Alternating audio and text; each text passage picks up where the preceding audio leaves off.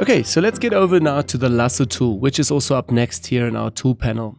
Also, I've exchanged again our artwork here, so basically that we have something fresh to work on.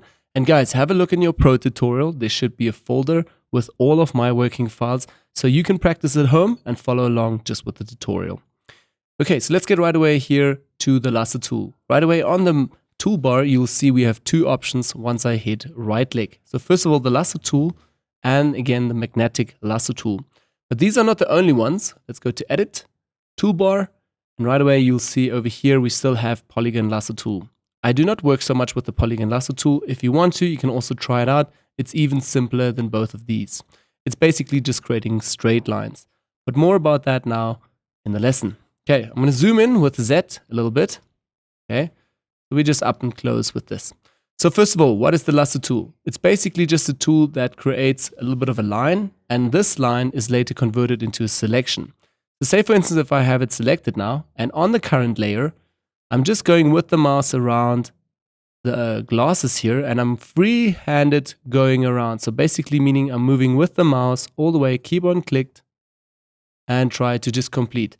So right away it gives me a selection. So you can select anything with this really quickly or also carefully. You can do it like this, so like really quickly make a selection. If you press Command D again, you get out of the selection. You can also now freehandly do this carefully and around. I normally don't use this tool. I only use this tool when I try to create really quick selections or just bundle up something really quickly. Then I use this freehand Lasso tool. Normally what I do is actually use the pen tool for creating selections. So this tool is not ideal for creating selections. But if you're a complete new person to Photoshop and also new to working and creating selections and you're not familiar with the pen tool, then the magnetic Lasso tool comes in handy really good. The magnetic Lasso tool is also basically creates a line, and from this line again, it will create a selection. But the magnetic Lasso tool is a bit different. It decides between contrast. So over here we have a lot of white, and over here a lot of black. So this means this edge over here is nice and contrasty. So the magnetic Lasso tool clips really nicely to these certain areas. So say for instance, if I'm going to go now with the mouse and move along these lines, and I'm not even too close along the line, as you guys can see here, this line slowly tries to snap to the contrasty area. So I can do this all the way around. I can even be a bit quicker. And I'm doing this obviously a bit roughly now. And drop it, and right away it will create a selection again once we click on the last anchor point there. Let's do this once again. You guys can see it has now a perfect round. It's not really perfect, but it's good enough to create a really quick cutout. Let's press Command D to get out of this selection. Again, Windows people, Control D. Okay, and I'm going to do this again just a bit rougher. Click, and now you just go with the mouse. You don't even need to click. You can just drag all the way, and see if I go this way, it's going to clip somewhere here, and then it's always trying to clip to the contrastiest area.